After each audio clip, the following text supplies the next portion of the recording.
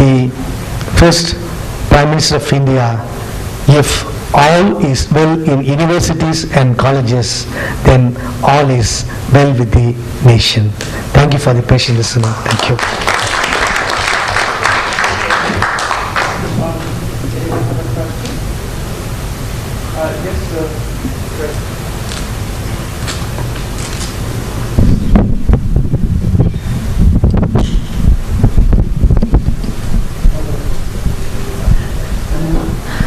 Okay, thank you very much. There's no questions. I'm just going to make some comments. I love this speech, and I think thank you for your passion. And I love that when you are saying values can be learned in real life.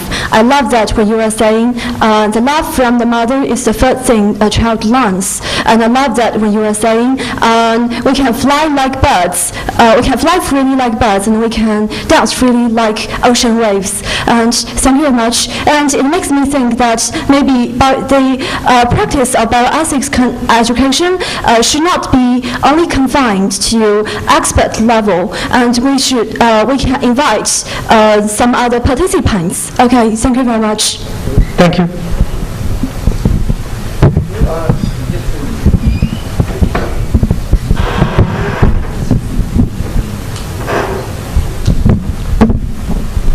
My name is Chan from Thailand.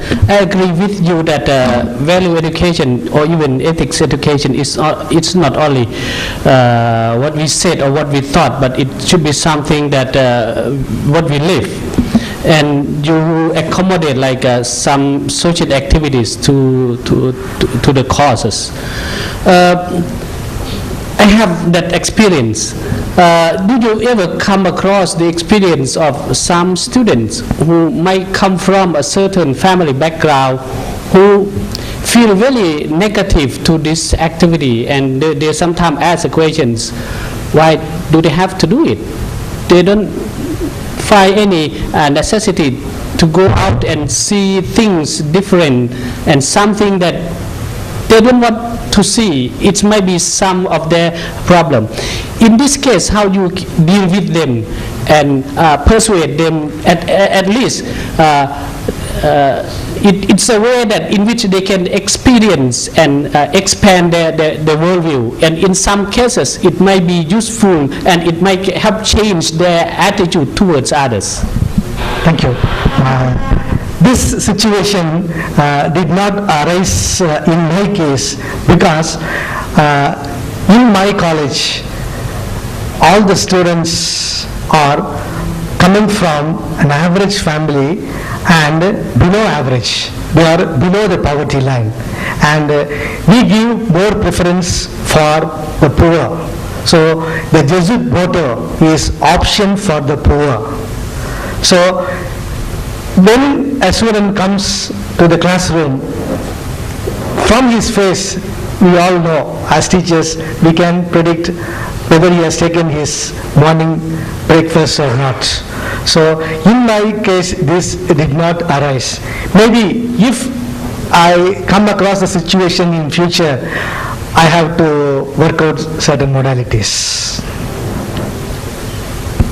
Okay, well, thank you very much for the song and for the talk. Thank you. Thank you. The next paper, and actually will be the last one this evening, because kindly Dr. Awanali has agreed to talk tomorrow because I think we're getting tired. The last paper will be from Dr. Sheriff. We'll talk on the perspective of the role of sex education in a changing cultural scenario and psyche of the Indian persons. That's a bigger challenge. Thank you.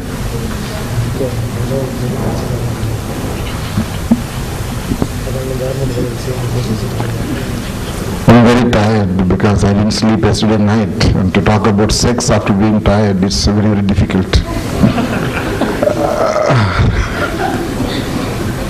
I saw a sticker on a car which said, "What is life? It's a sexually transmitted disease."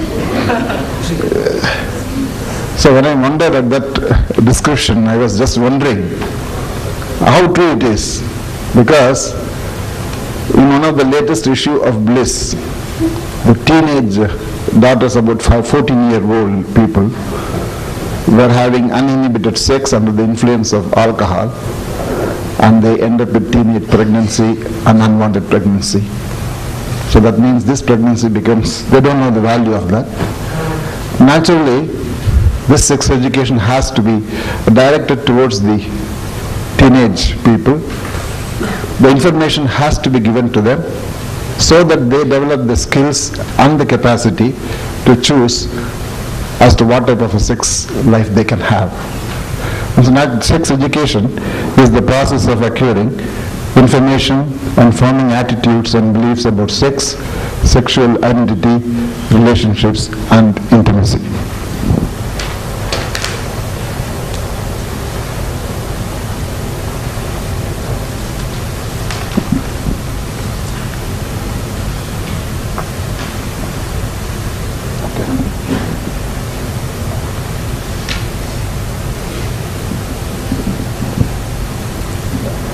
Most of the media, they are trying to catch upon our weaknesses in sex, and this shows a particular, because India is a traditional society where arranged marriages are more preferred than the other type of marriages. And this is just to show that there is a change in the mindset of Indian people also to go for marriages through internet and other communication, independent communications.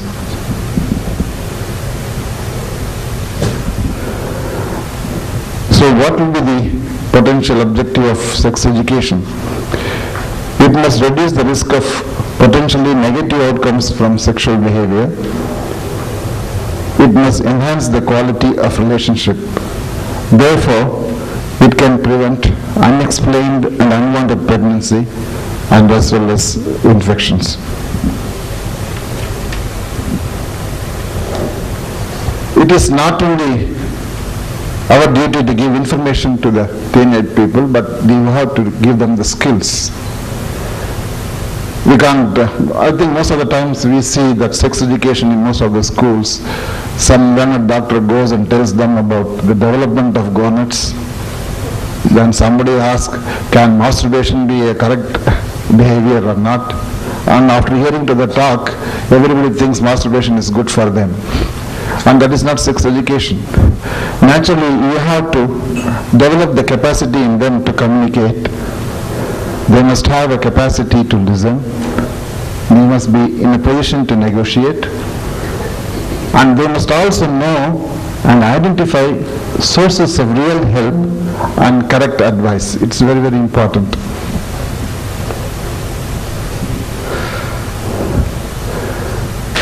So when you have a good negotiating capacity, you can take a decision making. I like to share an experience here. If you could look at the school-going children in India, the amount of books they carry on their bags is more than what they learn in the school. So a project was given to the students to find out the effect of this weight on creating back pain to the students. And when they found out, they were asked to give a report on that. So they went through, they selected about 120 school-going children. They weighed the school bags, and then they found out what are the postural defects and what are the back pains they cause. They went and consulted a pediatrician. They went and consulted a physics teacher about postural things. Then they developed a PowerPoint presentation, and they were able to communicate. At the same time, then they came to the question of who has more back pain, whether it is the male children or the female children. When they came to know that female children had more back pain compared to the male children. Then the next question was asked, who is the male and who is the female? Then they came to the conclusion, if a person is having the chromosomal makeup of XY, he is a male, and if he has a XX, she is a female. Then from that it developed to the phenotype, the development of organ, differentiation, sexual orientation. Slowly the students were taken into this so that they could have an idea about the different areas of sex education. So this sex education must lead to developing a balanced attitude towards sexuality. learning and understanding moral, cultural frameworks that bind sex and sexuality, to understand the positive qualities of relationships. It's very, very important.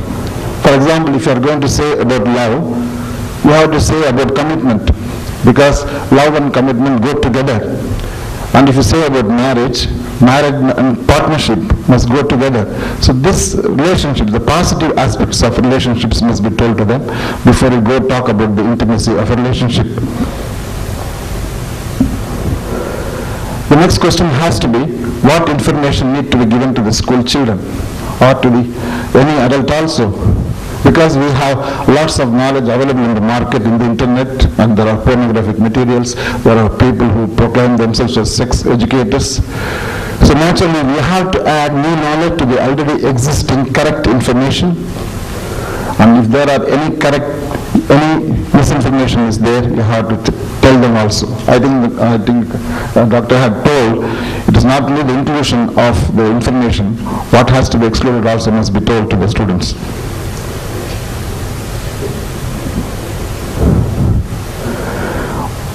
What information you can talk about when you want to write a book on sexuality? I have written a book on sexuality, understanding human sexuality, and it is about the development of sexual development, reproduction, about contraception, and finally relationships. I have put a paper cutting here. In one of the villages in Kerala, 14-year girls get married. By 20 years, they become mothers. By 30 years, they become grandmothers. By the time the husband leaves them and go off. I do not want to go into the social implications.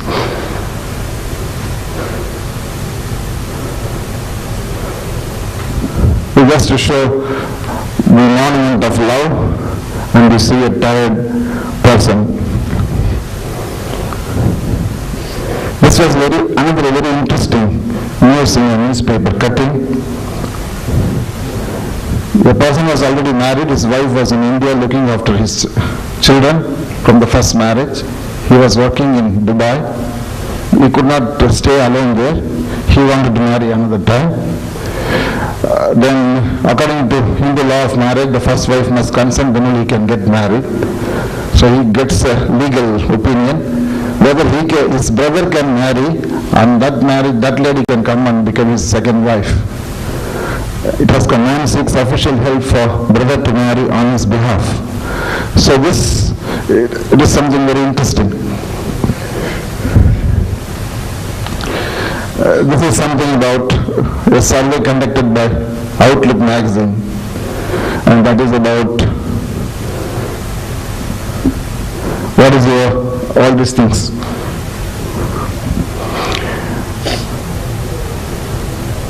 Male sexuality, that is, nowadays males are more on the ramp. We have the terminology called metrosexual.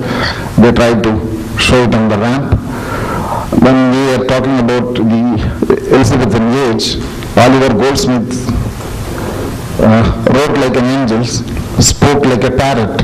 He was not handsome, but he was loved by all the ladies in the ladies' club, because at that time people were looking for understanding, sympathetic, caring human being. Nowadays, we want somebody like this.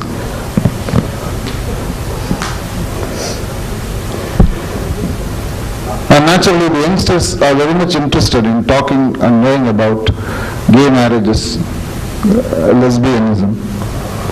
And you have to give them the correct information, because sexual orientation is a choice, something environment also plays a part. We cannot say whether it is good or bad. We cannot moralize the situation. Individual moral decisions and attitudes must not influence a child's development. The child must be told what is good and what is bad, or according to you, and the child has to decide. I'm sorry, the teenager must decide what is good for her or for him.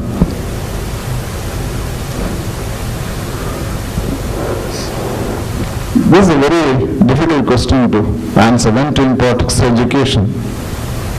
One set of people, they say it has to be before puberty, before one develops a set patterns of behavior, so that it could be very effective. Who will be your teachers? As you said, sex education could start at home, parents at home. For example, most of the father and mother, when somebody is asking what is sex, they say don't ask. Something like that. So it has to start at home. Teachers at school, friends in a social context, media, print, visual or electronic. At school, a formal education can be said, and it has to be a focus on reducing the risky behavior. Theoretical basis for one's choices and preferences of sexual orientation. I think Dr. John Money's beautiful article on sexosopy could be a matter for discussion in the school curriculum. And also a clear reinforced message about sexual behavior has to be given, and the information that is being imparted must be true.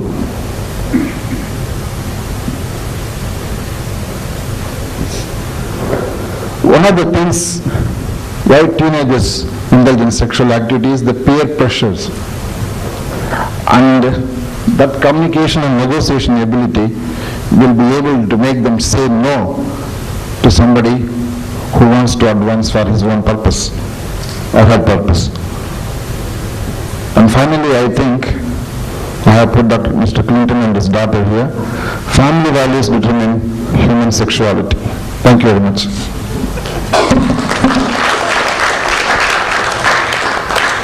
Thank you. Any questions or comments? Irina, please.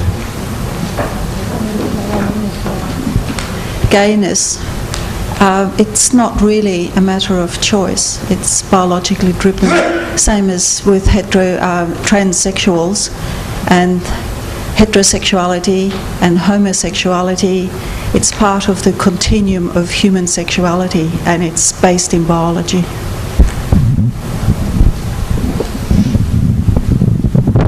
But for a teenager, it appears very, those who have not been exposed to, for example, if they are asking you, they will not be able to make any sense that this has a biological basis or a genetic predisposition for such a behavior. So naturally it has to be told in a very polished and a very dignified way.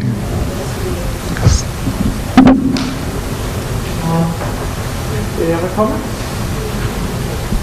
Okay, well, I think it's thank you very much. So,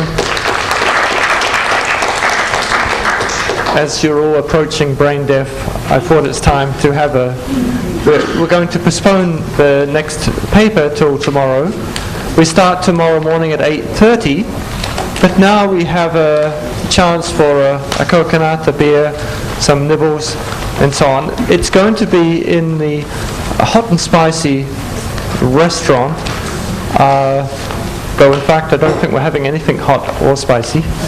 But you walk past the lunch reception, past outside, between the two hotels, past the two wooden deers, and then into the Impala, and then you turn left when you come to the bar. And particular concept, the majority views are sought to support the proposition that any policy or regulation promulgated by the government reflects with the need of a society. I believe that the notion of civil society is trivial if the discourse or discussion on bioethics policy could only be confined to a particular small circle of groups, particularly scientists and policymakers.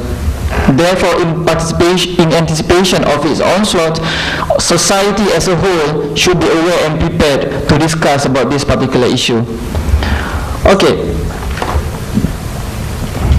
Bioethics in its own nature and definition has attained general consensus. However, in giving operational definition in Malaysia, we have to look back into Malaysia context, because in Malaysia, the construction of bioethics is very limited due to the nature and function of a ministry. For instance, I gave you the examples from Ministry of Health, while the function or the caters matter relating to human being. Ministry of Science, Technology and Innovation focuses only on matters pertinent to the advancements within the stream of science and technology. So, since these aspects of bioethics are separately governed under the auspices of different ministry and of relatively a new subject for Malaysia, coordination among the ministry, the government and the NGOs must be first clarified to avoid redundancy. The government in Malaysia negotiates, but we do not subscribe the international guidelines, as the theoretical underpinning because religion, custom and cultures in Malaysia has profound influence on an individual lifestyle and values in Malaysia. I would actually look at some perspective on how the government setting or how the government promoting regulation on the bioethics, but I will first look at the biomedical issues, and later we will look and discuss on what are the awareness programs organized by the government and how the public respond on that particular issue. So first, let's look at the issues on assisted reproductive techniques. In Malaysia, to date, the government is in the midst of introducing new bills of the Reproductive Human Cloning Bill, in which the draft is at the final review by the Attorney General's Chamber. As regard to biomedical advances, the Code of Practice and Guidelines for Assisted Reproductive Techniques has been issued to all specialized centers, including 8 government hospitals and 32 private setups. However, the practice of ART here only can be monitored for the government hospital, because the decision to conduct assisted reproductive techniques will be decided by the Hospital Ethics Committee, while the practice in the private setups are left unregulated.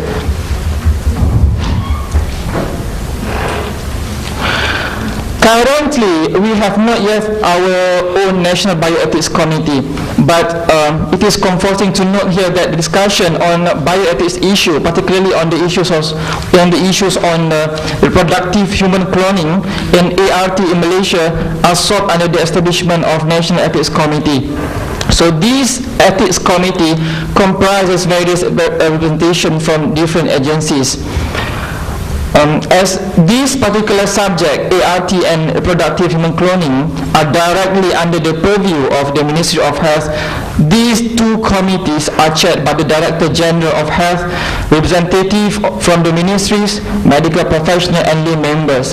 However, there's very little involvement of NGOs in the committee. In Malaysia, there are only a few, specifically if I can name a few, National Council of Women Organization and Third World Network. However, it is questionable to what extent they are really involved in the decision-making process of the committee. The absence of legally binding statute surely will possibly contemplate the abuse of the content of the existing code. In Malaysia, currently, there is no licensing authority or monitoring agency to look at the quality of the operating standard of all these specialized centers. So for that particular reason, there is no safety assurance may be given for any infertility treatment unless the specialized centers and the medical practitioners are registered under Ministry of Health and Medical Act 1974 respectively.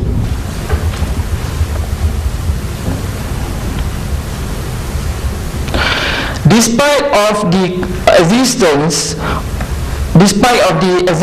of the comprehensive regulatory framework, awareness program at the same time sought to improve greater level of literacy among the public on this particular subject. National Population and Family Development, for instance, has no legal machinery. This particular organization falls under the purview of the Ministry of Women and Family Development. However, they has been actively conducting activities to enlighten public on the issue of reproductive health.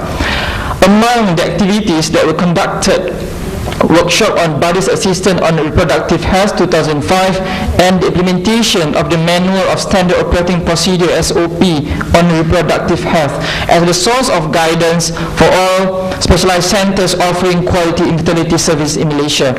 Aside from that, we also have Ethical and Research Committee on Reproductive Health. And this coming September, 26 September to 1st October 2005, Malaysia will be the host of South-South Cooperation in Reproductive Health in Malaysia workshop entitled Reproductive Health Towards Family Development. And this project actually aims to increase the utilization of reproductive health service in Malaysia through knowledge and experience sharing within the local government bodies as well as among countries. This project further will strengthen the capacity of the agencies within the Southeast Asia region and other countries as well, particularly to organize, manage and monitor broader integrated reproductive health, particularly reproductive health activities. This project is executed, as I have mentioned, under the National Population and Family Development Board, an agency under the Ministry of Women, and the Federation of Family Planning Association Malaysia, FFPAMN, under the United Nations. So to achieve this objective, this project is organizing a number of technical meetings and intercultural training activities in 2004 and early 2005. Okay, next I will also discuss the issues of organ donation. Organ donation in Malaysia had once sparked an intensive debate when the government declared bans against living donation and life-related donors. However, the government is in answer justified that the prohibition is justifiable since there is probability where monetary reward will be the compelling factors for non-related donors to donate rather than feeling of altruism. The problems in the governance or the problems in administering organ donation in Malaysia is same like ART. The monitoring of practice is limited to the organ procurement process in the government hospital, not for the private setup. However, the Health Ministry is now finalizing the proposed amendment bills to the existing Human Tissues Act 1972 that will be tabled soon in Parliament sometime this year. Currently, in terms of awareness programs, in terms of promoting the awareness programs, the Ministry of Health in 1988 has set up National Transplant Coordinating Committee, NTCC, to coordinate a national policy towards organ donation and transplantation. And the NTCC and its arm, Transplant Program Committee and Local Hospital Coordinating units all together with NTRC, National Transplant Resource Center, has been actively promoting organ donation throughout Malaysia and has going into the roots of community regardless of their religions, races and gender. Despite these happy updates, we have a lot of awareness programs, but due to the lack of financial resources, the running of the activities are still having many obstacles. Next issue I will discuss on agricultural biotechnology, because currently our governments are really committed, are really enthusiastic to form many committees and many programs under agricultural biotechnology. The commitment of Malaysia on agricultural biotechnology has first initially started by the setting up of the National Biotechnology Directorate (NBD) in May 1995. Through this setting up of National Biotechnology Directorate, the Biotechnology Cooperative Center was introduced. The biggest project under this BCC that is ongoing now is National Biotechnology Program, and the government now has detected relevant niche for conducting researches in tandem with the aspiration of the nation and rapid technological advances in biotechnology worldwide, because before the universities and government research institutions conducted their research and development according only to their priorities, so there is no focus on their research. The government also is concentrating on the communication programs, particularly in developing collaborative networks and smart partnership with foreign institutions, human resource development and management of intellectual property rights, biosafety and access to bioresources. The concrete example here would be the partnership between Malaysia and Massachusetts Institute of Technology MIT Biotechnology Partnership Program MMBPP. The pilot project now here is establishment of National Biotechnology and Bioinformatics Networks and ABB-NET.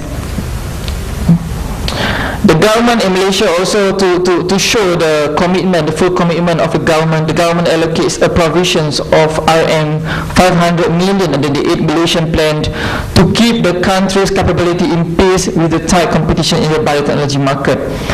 And indeed, to ensure conformity to the international standard, Malaysia also has ratified the Cartagena Protocol on Biosafety in 2003.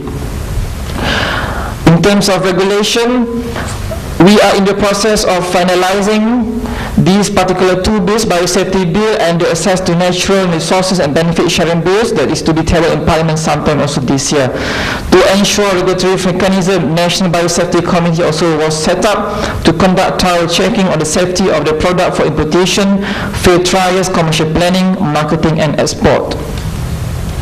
And early April this year, we have launched National Biotechnology Policy that has marked an improvement of strategies underpinned by 9 policy thrusts, including agricultural biotechnological development, healthcare biotechnology development, industrial biotechnological development, so and so forth.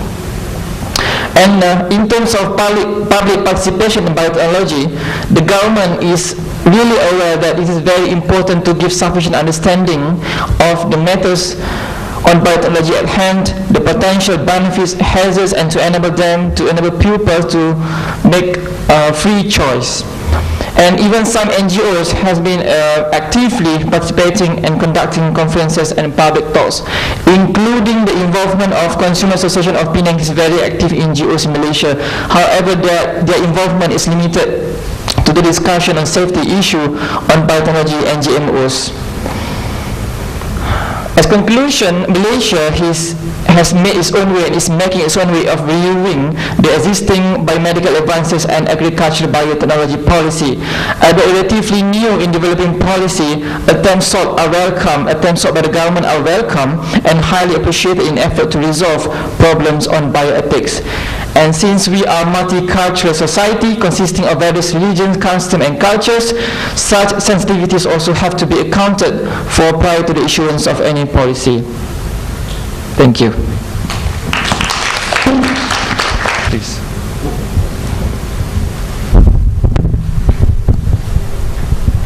Thank you.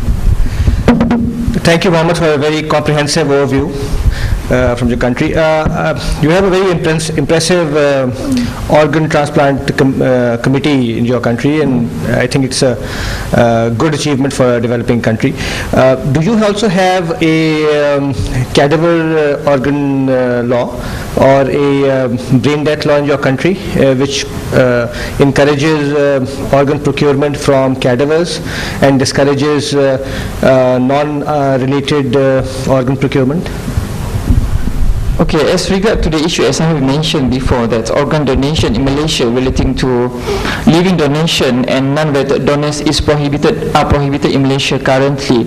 And we have the Ministry of Health and the NTRC have issued circular prohibiting this particular circular.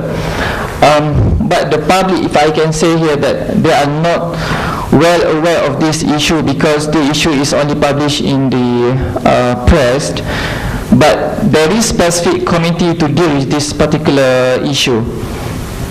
So, but the problem is in Malaysia is that we have the committee and they do quite a good job, but due to the lack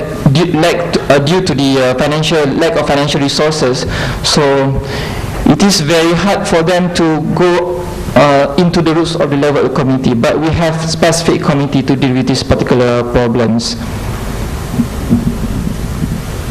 Yes, please. Is there a mic behind you? I think. Thank you. I have a question regarding agricultural biotechnology.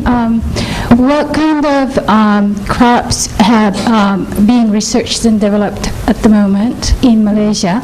And also, when do you think these crops will be commercialized down the road? Thank you. Well, currently, we are more focused on genetically GMOs, genetically modified organisms. And a lot of research has been conducted, but in terms of commercialization, we are still in the process of discussing because we have to take into account other matters like patent and other issues that are relating to law. So we are still, the Ministry of Science, Technology and Innovation still in the process of discussion of these particular matters.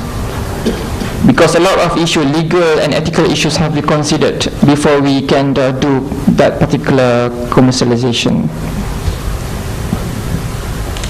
Okay, well, thank you very much for an interesting presentation. Okay, so we have some picture of public policy in Malaysia. So now I'd like to start the environmental ethics session this morning. So the first paper is by Elise, and on the land and people as the measure, a Pacific ethic of place and prudence. Thank you.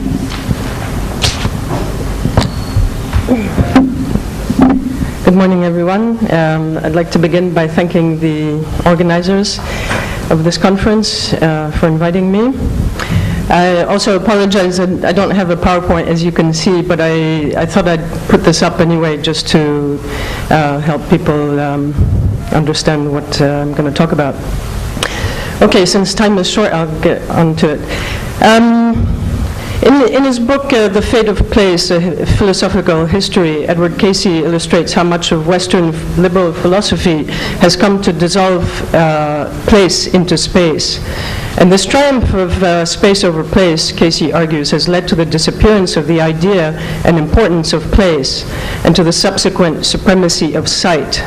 The modern placeless subject is consequently located in sights, a space of domination, which Casey describes as the antithesis of place. If place is where one stands up, where bodies are sustained and supported, sights are where place is dismantled and subjects are confined and objectified. In Pacific philosophy, place or land is supremely important. It determines who people are, how they interact with the environment and with each other. It forms the ethical basis upon which communities and people's thoughts and actions are guided. Place, and by extension land, are where people stand up, where they can speak and act, and where they are truly at home. Much of development and governance policy in the Pacific, which is mainly forged by donors and multilateral banks and agencies, is driven by universalist rationalism, which denies the importance of place in favor of space, and the creation of sites such as plantations, mines, hotels, factories, etc., where people can be displaced and objectified. The emphasis on space leads not only to viewing development in terms of the creation or exploitation of sites, but also to disregarding the environmental impact of development. Thinking in terms of place, or vanua, fonua, fanua, whenua, te aba, where both the land and the people are intimately related, in contrast, leads to a view of development as the joint welfare of land, including the ocean, and the people. It offers an alternative paradigm to dominant modes of governance and development. It also offers parallels with the ethics of place put forward by certain environmental philosophers. So this paper examines the theoretical underpinnings which have led to the replacement of place by space in Western liberal thought. Then it looks at Pacific thinking about place, then develops the specific nature of the Pacific ethic of land or place, and relates this to contemporary environmental philosophy on place-based ethics. It concludes by suggesting future directions for further enhancing the understanding and acceptance by policymakers in the region of the Pacific-wide ethics of place through appropriate educational and development and governance policy. So, sorry, yeah, do you want to do this? Do you mind doing this? So I can just, okay, in the Pacific, identity formation and knowledge production are derived from the land or place. They do not presuppose the existence of an autonomous will as Western traditions do. So the idea of place is central to the region and is articulated through the use of concepts like Vanua from Fiji, Whenua, Aotearoa, Fonua, Tonga, Fanua, Samoa, Whenua, Tahitian, Whanoa, it's from Malaita and Solomon Islands, and Te Aba from Kiribati. The different descriptive nouns I outlined above all mean land in their literal sense, but they also mean more. For instance, Mead, Maori thinker, reminds us that Whenua also means placenta, ground, country, state. In Maori community, land plays a pivotal role in the socialization process. It becomes the basis of Maori worldviews, the center of their universe, and the basis of their identity. In the Fijian context, Tuwere refers to Vanua as the provider, mother, and nurturer. In Kiribati, Te Aba is where people start from and end. It is more than just land, it is the most important possession. So what I'm trying to illustrate here, oh, I'm sorry, I forgot to acknowledge my colleague Tui Rakuita, who couldn't make it, unfortunately. So what we're talking about here is to show the discontinuity between the subject or human-centered philosophical tradition of the West and the contextualized or place-based traditions of the South Pacific. For the former, meaning and understanding comes from human rationality, whereas from the latter, land is a place and thus is, for the latter, land refers to ancestors, spirits, fauna, and flora. Okay. So what are the ethical ramifications of place-centeredness in and for the Pacific? I would suggest that land is seen as the teacher and contains the concepts, principles, and norms that guide communities. This is drawn out by various authors that I've listed here. You can read, for instance, Tuwere draws out the ethical dimensions of the Vanuan terms like Vei Romo Ronovi, which implies mutual listening, mutual respect, silence, and the path of the land. Mutual listening ensures that people are in communion with each other. Mutual respect ensures the preservation of group integrity and the sanction of the Vanua. Secondly, all decisions should be relational, not compartmentalized or detached. Because all belong together to the land, decisions are inevitably relational and impact both the land and the people. Therefore, all must be consulted and acknowledged. No one should be left out. Primary consideration must go to the land, otherwise it will come back to bite you. That's a quote from Vilisoni Hereniko, who's just produced a film on Rotuma entitled "The Land Has Eyes."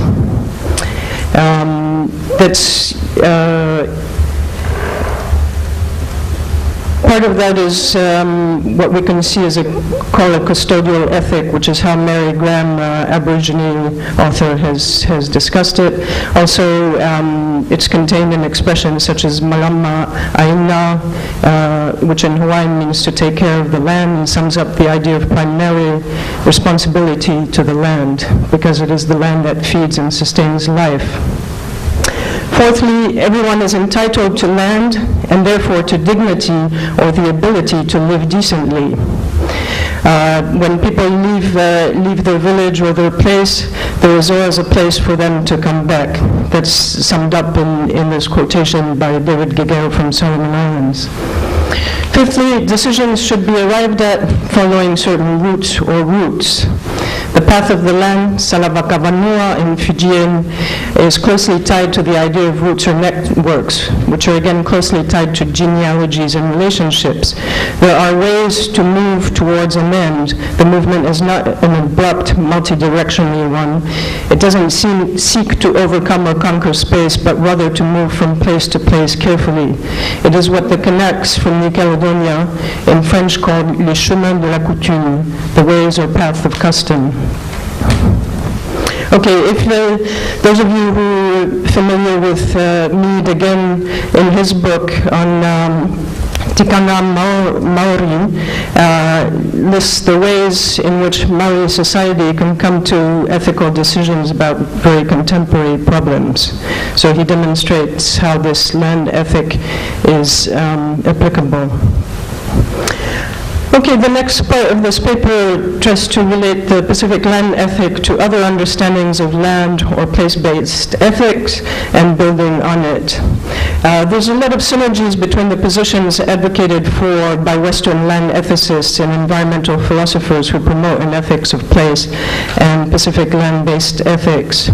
For instance, the authors Smith, Plumwood, and Aldo Leopold, and others have advocated for an ethic of land and place essentially as a way to reintroduce the natural environment as a major ethical concern in mainstream society. Many of their concerns and ideas are relevant to land-based ethics. They advocate for a more thorough acceptance and understanding of land as a central dimension of ethics, arguing that ethics cannot be reduced to a vision of man sitting at the top of an imaginary hierarchy where all other species and land are reduced to instruments for his personal pleasure and satisfaction. Val Plumwood also sheds light on different place-based systems, which she divides into place-centered, place-bound, and place-sensitive. This, I think, is a useful paradigm for rethinking the place of land and environment in ethics. So I'll just let you read the next bit, then I'll move on. There's little inclination in dominant ethical thinking to take seriously the fact that there are different understandings of land and place in different cultures, even though this should be obvious. Western emphasis on space has all but ruled out understanding and acceptance of place-centeredness, and the latter is often considered anachronistic and generally confused, particularly in the Pacific, I think, with place-boundedness. This is a mistake. Pacific societies are not place-bound. Extensive networks allow people to move around, but in doing so, they must be respectful of the place they move into and out of. I would suggest that the problems associated with land in the Pacific have less to do with place-centeredness than with lack of place sensitivity by dominant governance and development paradigms. The latter usually envisage place in instrumental terms, reduce attachment to land, emphasize profitability and other market benefits, and reduce the values of land to potential for accruing these benefits. That's a quote from Plumwood. In other words, they seek to undo place and replace them with sites. While there have been partial compromises made by colonial governments and now by international financial institutions and donors to accept that indigenous Pacific societies are reluctant to part with their land, thereby protecting themselves from displacement, there is little understanding or caring for the fact that this holding on to land is linked to a profoundly held and perfectly rational ethic of land or of place. Pacific societies remain under pressure to privatize their land or at least render it economically profitable. Although some regional scholars are now suggesting new modes of governance and development which would favor place-based ethical systems, other strong voices, generally from outside the region, for instance Helen Hughes, continue to advocate outright privatization of land, thereby completely ignoring and dismissing indigenous ethical systems. Okay, so where to and how? I was asked to think of some practical ways to move forward. First, I think that in the Pacific, research on Pacific ethics must be promoted. This should be done in different countries and also within minority communities in the different countries. At present, there's virtually no research in ethics. I think I'm the only one who teaches a course at the University of the South Pacific on Pacific ethics, and that's at the postgraduate level, which means that none of our undergraduate students have any specific teaching of ethics or philosophy for that matter. I have to remind you that Pacific societies have an oral tradition, therefore much of ethical thought is transmitted orally, and there's really not very much that's been written. Some Pacific scholars are now beginning to do that. So the ones I've cited are the ones who've done the most work in this area. Secondly, hence the need for more research. Secondly, the results of this research must be widely disseminated and aim to provide policymakers, especially Pacific governments, but also international financial institutions, donors, etc., with viable alternatives to current development and governance frameworks. This requires supporting innovative, policy-oriented research, particularly by Pacific Island scholars, and especially those working directly with communities. And the dissemination of new ideas and promotion of debates on land, place, development, and governance. Thirdly, ethics teaching should be introduced in schools and be inclusive. It should encourage the development and theorizing of Pacific ethics, but also include the ethical understandings of theological and philosophical traditions of other parts of the world. So a sort of comparative ethics, if you like. Fourth, teaching should be more place-based. I was very pleased yesterday when the last speaker was talking about taking school children out to places. Place-based methodology allows for greater familiarization with the stories and peoples of places. It creates empathy and direct understanding, which are often more effective than mere intellectual knowledge. Thank you very much. Thank you very much. Yes, Aruna, please. There's you can see a mic, I hope. And then Irene, and then John. That's enough. Thank you. I'm Professor Aruna from India. I have two questions for you.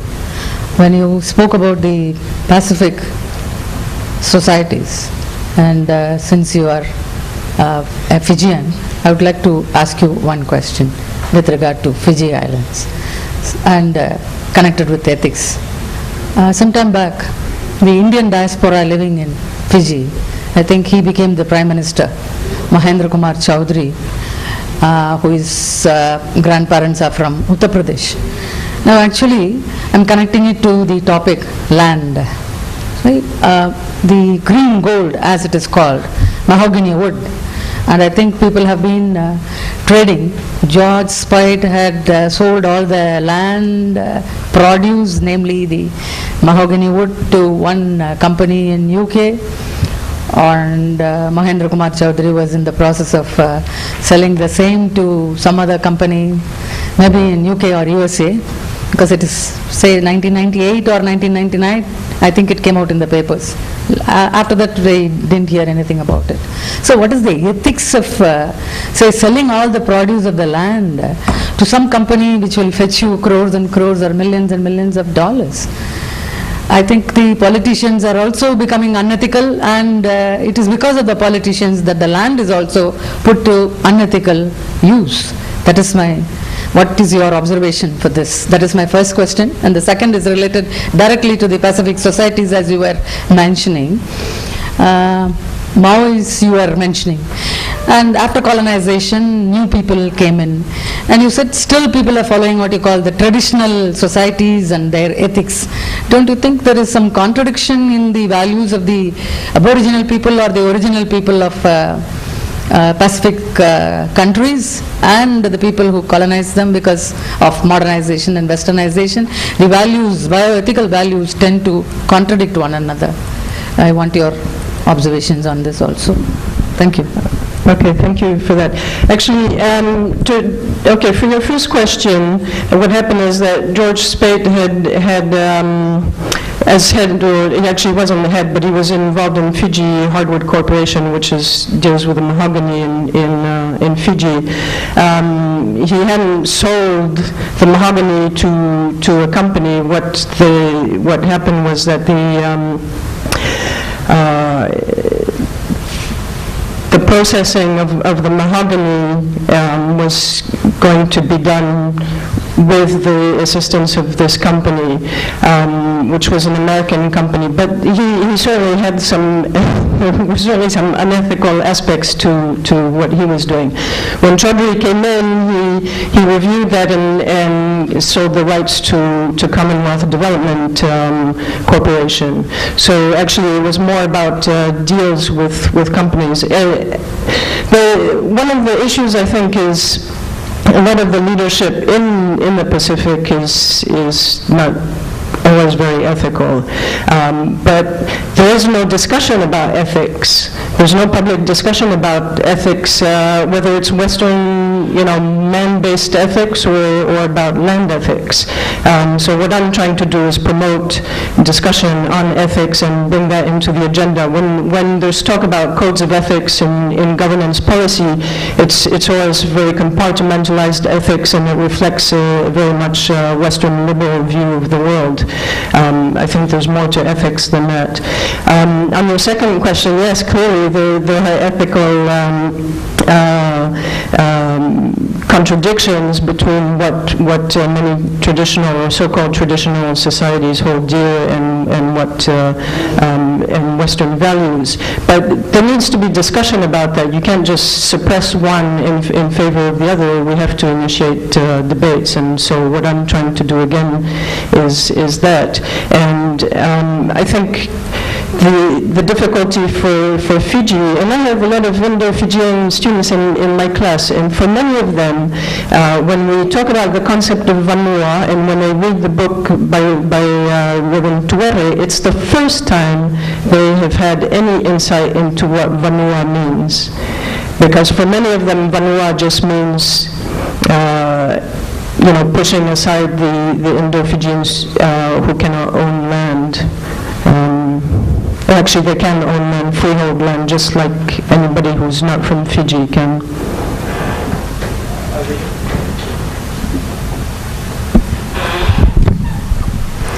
Thank you, Elise, for a very, very interesting and comprehensive insight into issues that Pacific Island peoples hold very dear.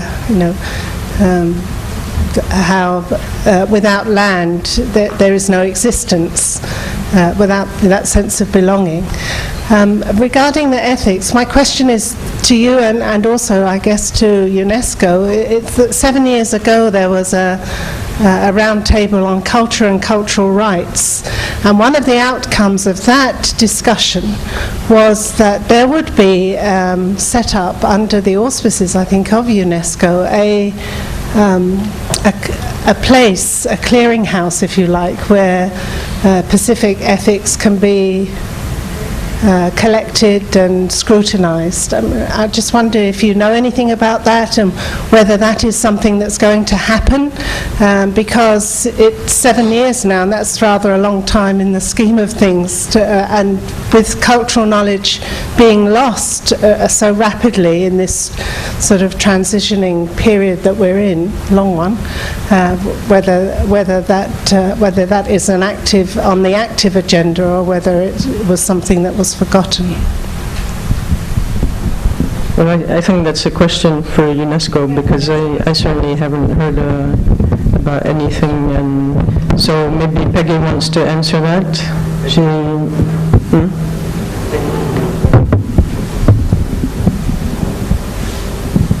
Thank you. It would also be a good chance to clarify to a couple of misunderstandings that people have asked me the last few days.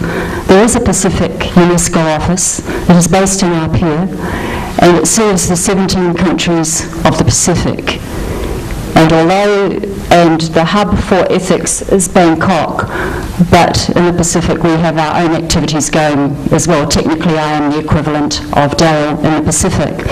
That's one answer. The second is that up until last year in the Pacific there was mainly an educational program. We did not have a full staff in the Pacific. It was only last year that there was a social officer hired.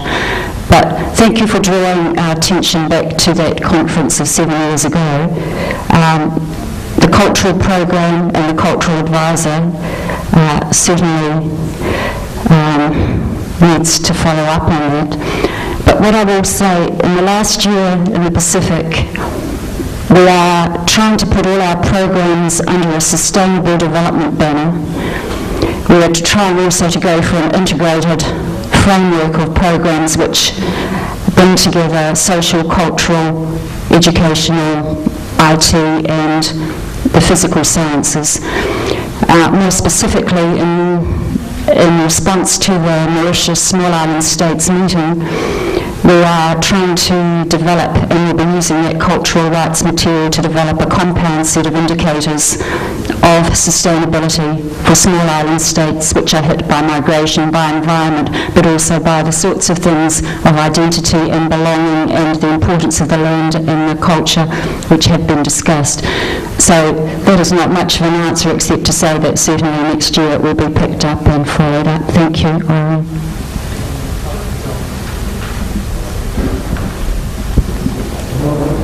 I should be very fast. I liked the last comment, and here's a male perspective, because I think that a number of us should be aware of what is happening around the world now with occupational health and safety. We used to do a lot of field trips and take students out, and I used to do things very simple like sit beside a river and listen to the stones. That's the sort of thing you were saying. I was imagining doing that when you were talking about it.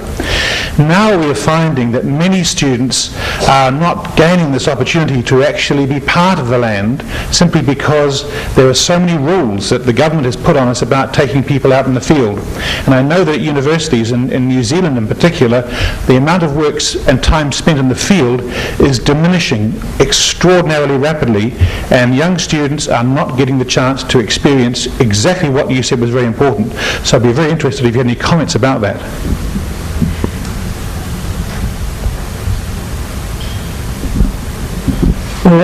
I think it comes back to our conversation at breakfast about overemphasis on proceduralism. Luckily, we haven't reached that state, if we ever do, in the Pacific Islands, so we're still able to get out and take students to places. And when I'm talking about places, I mean both the land and the people in the Pacific context. But yes,